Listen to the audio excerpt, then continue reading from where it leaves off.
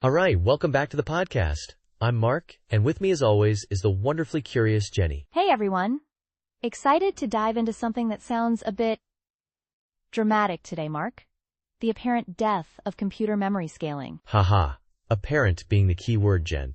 It's not quite as final as it sounds, but we are hitting some serious roadblocks with something called SRAM. So basically what's happening is, for decades, we've relied on this amazing thing called Moore's Law, right? Transistors getting smaller and smaller, making chips faster and more powerful. Right, the magical shrinking process that gives us better phones and faster computers every year. Precisely. But static random access memory, or SRAM, which is crucial for things like cache, that super fast memory the processor uses constantly, isn't shrinking at the same pace as the logic transistors that do the actual computing, and that creates a problem. Okay, wait, let me get this straight. So the parts that think are getting smaller, but the parts that remember things quickly, not so much? And why is that a problem? My phone still seems pretty fast. Think about it this way, Jen. If your brain can process information faster and faster, but your short-term memory, where you keep things you're actively thinking about, can't keep up in size or speed, you're going to hit a bottleneck. You have to keep going back to your slower long-term memory, or even worse, your notebook. In chips, that means wasted energy and slower performance, especially for demanding things like AI calculations or high-performance computing. Ah, I see. So it's like the memory is holding the brain back. That makes sense. And I was reading in the research you sent over about bit cell density. What does that mean?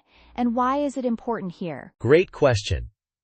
Bit cell density is basically how many memory bits you can cram into a square millimeter of chip space. The higher the density, the more memory you can put close to the processor, which usually means improved performance and efficiency. Our research mentioned that TSMC, a major chip manufacturer, is achieving about 38 megabits per square millimeter with their new 2-nanometer process. That's an improvement over previous generations. Okay, 38 megabits per square millimeter sounds rather good. But is that enough times of an improvement to solve this scaling problem? Well, that's where the nuance comes in. It is a step forward, and the engineers at places like TSMC and Intel are doing excellent work optimizing these processes. They're shrinking the cell size to around 0.021 square micrometers for a 580 kilobit block at 2 nanometers, according to the data. But the rate of improvement isn't as dramatic as it used to be, and they're still wrestling with issues like leakage, tiny amounts of power bleeding away even when the memory isn't being used, and how much chip area this SRAM still takes up. So it's an improvement, but maybe not a long-term fix. I also saw that some experts are throwing around these rather interesting ideas because of this, like Tate from Semi-Engineering, mentioning the need for radiation-hardened designs. That feels like a leap. How does SRAM scaling issues connect to something like radiation hardening? Oh man, this is the interesting part. As we push the limits of physics at these tiny scales, the memory becomes more susceptible to soft errors caused by things like cosmic rays. Basically, tiny particles from space hitting the chip. For most of our devices, it's not a huge deal. But for critical applications, like in satellites, medical equipment, or advanced automotive systems where reliability is vital, these errors become a serious concern. If we can't scale SRAM easily, and we have to look at alternative memory types that might behave differently under radiation, it adds a new layer of design complexity. Wow, I wouldn't have connected those dots. So, scaling issues in our phones could potentially impact things like space travel? That's something. It sounds like this isn't just a technical challenge. It's forcing a bigger conversation about what comes next. Exactly. And that's where the big debates are happening in the industry right now. You have the optimists, mostly from the big foundries like TSMC and Intel, who believe that continued node shrinking and clever tricks like 3D stacking, think of it like building upwards instead of just sideways on the chip, can give us another 5 years or so of runway. Building upwards? Like a chip skyscraper? Haha, kind of.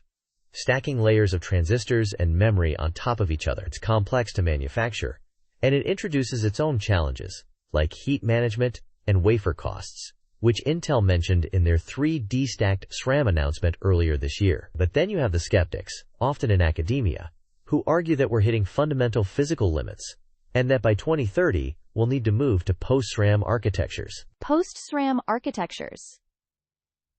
That sounds rather definitive. What would those even look like? That's the interesting unknown. They involve exploring new types of memory technologies. We're talking about things like MRAM, which uses magnetism to store data and is non-volatile, meaning it remembers even when the power is off. or FeRAM, which uses ferroelectric materials. Our research touched on emerging memories, and they offer promise with things like improved power efficiency and even faster speeds in some cases. But they also come with higher costs and manufacturing hurdles right now. MRAM, FeRAM. These are new names to me. So are companies starting to use these or just talking about them? They're starting to appear in specific applications where their properties are a good fit, like in some specialized microcontrollers or for certain data storage tasks. But they're not yet ready to fully replace the massive amounts of SRAM needed for processor caches in things like your laptop or the extensive data centers powering AI. The immediate future, and something industry experts like Jim Keller and Lisa Su often talk about, is something called heterogeneous memory architectures. Heterogeneous memory architectures. Sounds like a mouthful. Break that down for us. Haha, fair enough. It just means combining different types of memory on the same chip or within the same system. So you might still have some SRAM for the fastest cache needs, but you'd also integrate MRAM for certain data blocks, and maybe even something like high bandwidth memory or HBM for large datasets in AI accelerators, which Dr. Lisa Su from AMD highlighted at a recent conference. Okay, so instead of one-size-fits-all SRAM, it's using the right tool for the job, memory-wise? Precisely. It's about optimizing the entire memory system to get the improved performance and power efficiency, instead of relying solely on scaling down SRAM endlessly. The prediction in our research is that by 2030, over half of AI accelerators will be using these kinds of mixed memory designs. That's a significant shift in just a few years. And I have to ask the obvious question. What about the environmental impact of all this? These advanced processes and new materials must have a footprint. That's a critical point, Jen. And it's something that needs more attention. Advanced lithography, like extreme ultraviolet or EUV, which is necessary for these tiny transistor sizes, consumes a considerable amount of power, hundreds of megawatts per factory, and manufacturing with new materials can introduce environmental challenges too. There are efforts to make fabs more energy efficient, but the increasing complexity of these processes is a real concern. Yeah, balancing innovation with sustainability feels like a constant challenge in the tech world. And the research also mentioned accessibility risks if production of these advanced memories becomes too centralized. Right. If the production of these advanced memory technologies is concentrated in just a few places globally, it creates potential vulnerabilities in the supply chain. Geopolitical events or even natural disasters could have a significant impact on the availability and cost of these essential components, which could affect everything from our personal devices to critical infrastructure. That's a clear reminder of how interconnected everything is. So big picture, where does all this leave us?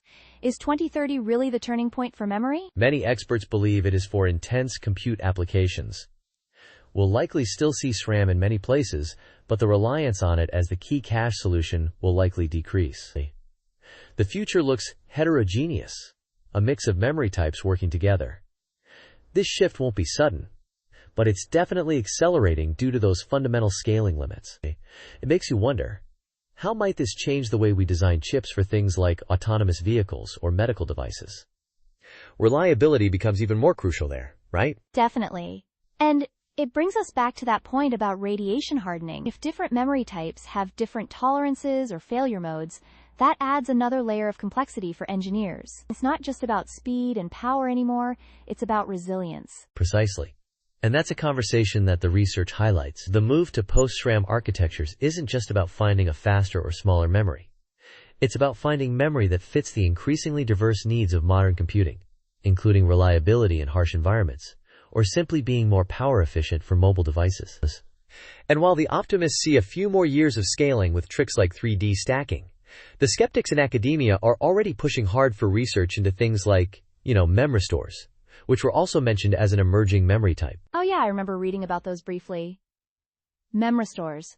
They are supposed to mimic synapses in the brain, aren't they? That's the idea. They have the potential for in-memory compute, meaning that the memory itself can participate in calculations, potentially reducing the need to constantly move data back and forth between the processor and memory. That could improve efficiency substantially for things like neural networks, but they are still quite a ways off from widespread commercial use compared to, say, MRAM. So it's a multi-pronged approach then. Continued optimization of existing technologies, exploring different commercially viable new memories, and also looking at more experimental things like memristors for the longer term. Exactly. It's less about one memory technology replacing another overnight, and more about a gradual integration of different types. And this is where those heterogeneous architectures become essential, effectively managing this mix of memory types to get the best out of the system. It's a complex optimization problem for chip designers. It sounds like it. And thinking about those points from the research on environmental impact and supply chain, those are big, looming considerations that aren't just technical. It touches on economics, geopolitics, even environmental policy. It really shows how intertwined technology development is with broader societal issues. It really does, Jen. The energy consumed by advanced lithography is a concern, and while companies are working on efficiency, the sheer demand for computing power, particularly with the rise of AI, means we're using these energy-intensive processes more than ever. And the fact that cutting-edge memory production is so concentrated creates potential points of failure that the industry and governments are becoming increasingly aware of. So it's not just about whether we can make memory smaller or different, but whether we should asterisk in terms of sustainability and global stability. Precisely. It adds another layer of complexity to the challenge. It's not just an engineering problem, it's a societal one as well. And I'm curious to see how those broader considerations influence the pace and direction of memory development over the next few years. Me too. It feels like we're on the cusp of a notable shift, one that will impact everything from our phones to the computers, processing and analyzing vast amounts of data. It's not exactly the death of memory, like the title suggests, but it's certainly a metamorphosis. A metamorphosis, I like that way of putting it. It's a good point to wrap up on. So, the death of SRAM scaling might not be a complete demise, but more of an evolution into a complex, mixed memory future.